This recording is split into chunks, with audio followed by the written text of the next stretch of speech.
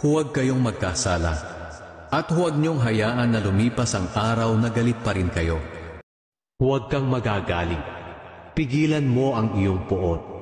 Ni huwag kang mababalisa, dahil ito sa iyo ay makakasama. Huwag maging magagalitin, dahil ang pagiging magagalitin ay ugali ng mga hangal. Sapagkat ang galit ay hindi nakakatulong sa tao para maging matuwid sa paningin ng Diyos. Kung magalit man kayo, huwag kayong magkasala, at huwag niyong hayaan na lumipas ang araw na galit pa rin kayo.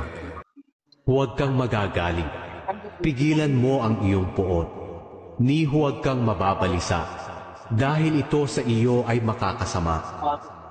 Huwag maging magagalitin, dahil ang pagiging magagalitin ay ugali ng mga hangal.